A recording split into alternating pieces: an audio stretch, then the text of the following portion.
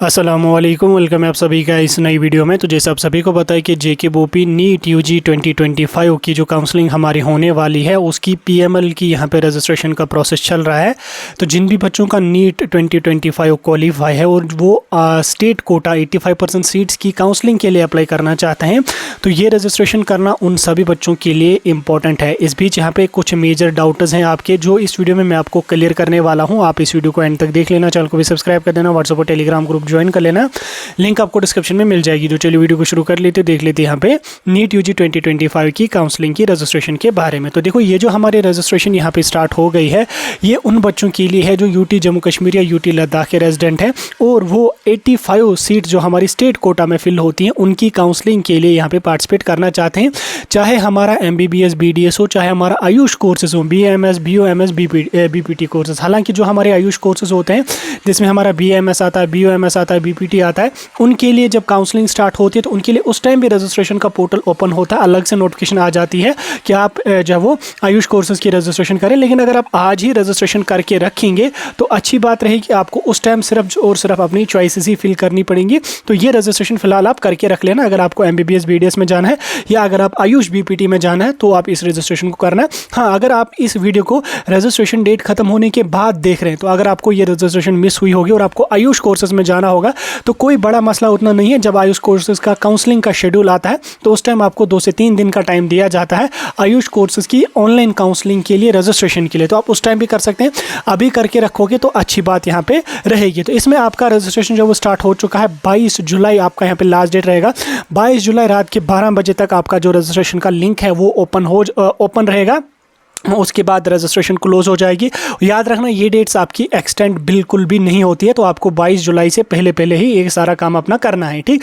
अब आप में से बहुत सारे बच्चों ने अपना जो रजिस्ट्रेशन है उसको तो कंप्लीट किया होगा, आपके पास प्रिंट आउट भी आया होगा। तो नेक्स्ट स्टेप को हम समझने की कोशिश करेंगे। उसके बाद मैं आपको दिखाऊंगा कि आपको आपने काउंसलिंग का फॉर्म फिल करा उसका स्टेट्स आपको कैसे चेक करना। तो देखो, ये जब काउंसलिंग आप अपनी कंप्लीट करेंगे, ये जो रजिस्ट्रेशन आप अपनी कंप्लीट करेंगे, ये रजिस्ट्रेशन कंप्लीट होने के बाद आपका जो है वो एक लिस्ट आ जाएगा जिसको हम कहते हैं PML, प्रोविजनल मेरिट लिस्ट आपका आ जाएगा, जो यहाँ पे 85% सीट्स जो हमारी स्टेट कोटा में फिल होती हैं उनके लिए आपका इस रजिस्ट्रेशन के बेस पे आपका PML आ जाएगा। तो जिन जिन बच्चों का उस PML में नाम होगा, मतलब जिन्होंने ये रजिस्ट्रेशन करी होगी, काउंसलिंग ये वाला फॉर्म भरा होगा, आज जो रजिस्ट्रेशन चल रही है, उन सभी बच्चों का नाम उस PML में होगा और वही बच्चे जो है वो चॉइस फिलिंग के लिए एलिजिबल रहेंगे। वही बच्चे MBBS BDS की चॉइस फिलिंग के लिए एलिजिबल रहेंगे। अगर किसी बच्चे को ये वाली चॉइस फिलिंग ये वाली रजिस्ट्रेशन मिस हुई होती है तो वो फिर आगे चल के MBBS BDS की चॉइस फिलिंग में बिल्कुल भी पार्टिसिपेट नहीं कर सकता है, ठीक। तो आपका लगभग 7, 8, 10 दिन के अंदर आपका जो है PML आ जाएगा, एक लिस्ट आ जाएगा जिसमें आपके स्कोर के अकॉर्डिंग, ठीक, जिस हिसाब से आपका स्कोर होगा उसके अकॉर्डिंग आपको स्टेट कोटा की रैंक दी हुई होगी और वही रैंक डिसाइड करेगी कि कट ऑफ कहाँ तक जाएगा और वही रैंक डिसाइड करेगी कि आपको कौन सा GMC मिलेगा या कोई GMC मिलेगा भी या नहीं मिलेगा, MBBS मिलेगा या BDS मिलेगा। तो जब ये वाली PML आ जाएगी उसके बाद हर कोई एक्सपेक्टेड कट ऑफ बता सकता है कि स्टेट कोटा में हमारा एक्सपेक्टेड कट ऑफ कितना जा सकता है, GMCs में हमारा एक्सपेक्टेड कट ऑफ कितना जा सकता है। तो अभी के लिए अगर आप YouTube पे जाके देख लेंगे, बहुत सारे वीडियोस आपको देखने को मिलेंगे, बहुत सारे सोशल मीडिया प्लेटफॉर्म्स में आपको डिफरेंट कट ऑफ्स के रिलेटेड इन्फॉर्मेशन देखने को मिलेगी। हालांकि वो बिल्कुल भी सही नहीं है। जब तक ना ये वाला PML आ जाएगा तब तक आपका कट ऑफ बताना बिल्कुल भी पॉसिबल नहीं है। तो PML आपका आ गया, प्रोविजनल मेरिट लिस्ट आपका आ गया। आप उसमें चेकआउट करेंगे कि आपका रैंक कितना आ रहा है, आपका स्कोर के अकॉर्डिंग आपका रैंक कितना आ रहा है। देन उसके बाद PML आने के बाद आपका यहाँ पे जो है वो 2 से 3 दिन के लिए चॉइस फिलिंग का पोर्टल ओपन होगा जिसमें आपको दोबारा से अपना पोर्टल लॉगिन करना पड़ेगा। जो फिलहाल के लिए अभी आपका ID भी जनरेट हुआ है और पासवर्ड भी एक आपने रखा, लॉगिन करेंगे। लॉगिन करने के बाद आपने कॉलेजेस और कोर्सेज की प्रेफरेंसेस इंडिकेट करनी है। लाइक आपको MBBS किस कॉलेज में करना है, तो MBBS इन GMC श्रीनगर, MBBS इन GMC बारामूला, MBBS इन GMC जम्मू, MBBS इन स्किम सोरा। तो इसी तरह से या BDS in this college, BDS in this college, वो सारी चीज़ें आपको अकॉर्डिंगली प्रेफरेंसेस इंडिकेट करनी है, ठीक। उसमें कोई लिमिट नहीं है, आप मल्टीपल प्रेफरेंसेस यहाँ पे रख सकते हैं, जितनी आपकी मर्जी आप उतनी रख सकते हैं। और उसमें शायद आपको 1000 जो काउंसलिंग का फी होता है वो आपको उसी टाइम पे करना पड़ेगा। मतलब शायद क्या, मतलब 1000 आपको चॉइस फिलिंग के टाइम ही फी पे करनी पड़ेगी। तो वो 1000 आप फी पे करेंगे, अपनी चॉइसेस को लॉक करेंगे, सबमिट करेंगे, ठीक। वो सब करने के बाद 4 या 5 दिन के अंदर आपका जो है वो सिलेक्शन लिस्ट रिलीज कर दिया जाएगा। सिलेक्शन लिस्ट आते ही आपको फिर टाइम दिया जाएगा एडमिशन करने के लिए, 8 से 10 दिन का टाइम दिया जाएगा। तो उन दिनों में जाके आपको एडमिशन करना। और अगर इन केस आपको कॉलेज कोर्स पसंद नहीं है तो एडमिशन वेरिफिकेशन करके आप अपग्रेड के लिए अप्लाई कर सकते हैं, सेकंड राउंड में जा सकते हैं। तो इस तरह से आपका यहाँ पे नेक्स्ट स्टेप रहेगा। अब देखो जिन बच्चों ने यहाँ पे अपना जो काउंसलिंग है उसका फॉर्म फिल करा है, अब आपको क्या काम कर लेनी है। देखो अगर आपने काउंसलिंग का फॉर्म फिल करा है या कहीं से फिल करवाया है, उसने आपको एक पासवर्ड दिया होगा।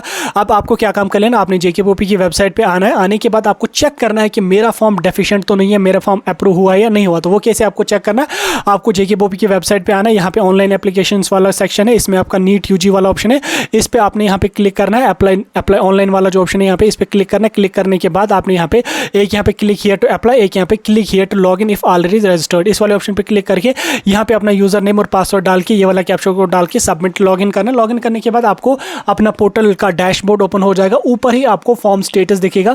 अगर आपके फॉर्म का स्टेटस डेफिशिएंट है तो आपको कोई ना कोई मेल या कोई ना कोई मैसेज भी आया होगा।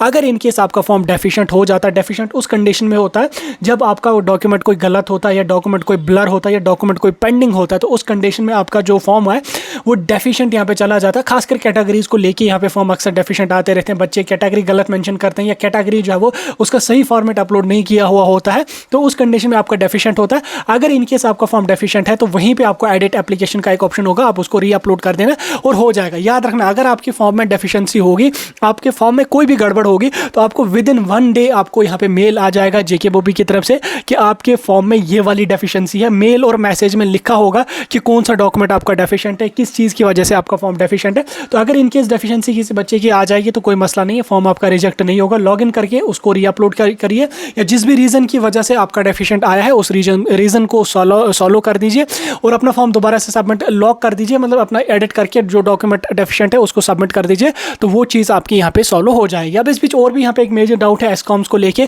काफ़ी सारे बच्चे बोल रहे हैं कि हमें एस्कॉम्स का ऑप्शन नहीं आ रहा, जब हम सबमिट करें तो एस्कॉम्स पे नो दिखा रहा है। तो देखो वो जब मैंने फॉर्म फिलिंग का वीडियो डाला था उसमें मैंने आपको समझा दिया था कि ये किसी एक बच्चे का नहीं है, सभी बच्चों को वहाँ पे वैसा ही आ रहा है। अभी के लिए अगर आप देख लोगे, कल से जिन बच्चों ने फॉर्म भरा उनको एस्कॉम्स का कहीं पे ऑप्शन ही नहीं है।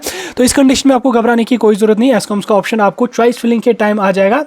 जिस टाइम आपका चॉइस फिलिंग का पोर्टल ओपन होगा ना, जब आपको कॉलेजेस और कोर्सेज इंडिकेट करने होंगे, आई थिंक मोर प्रोबेबली आपको उसी टाइम जो है एस्कॉम्स का ऑप्शन आ जाएगा वहाँ पे। तो घबराने की कोई जरूरत नहीं है। जिन बच्चों को एस्कॉम्स में ऑप्शन लेना होगा, आपको डायरेक्टली वहाँ पे कॉलेजेस की लिस्ट में एस्कॉम्स भी देखने को मिलेगा, तो आप उसको अपने अकॉर्डिंगली इंडिकेट करके फिल कर सकते हैं। वो आप उस टाइम देख लें। फिलहाल के लिए कोई बड़ा मसला नहीं है। बाकी मैंने जो मेजर चीज़ें थी उनको समझाने की कोशिश करी। आई होप अभी आपके सारे के सारे डाउट्स क्लियर हुए होंगे। स्टिल अगर कोई डाउट है मुझे कमेंट्स में बता सकते हैं।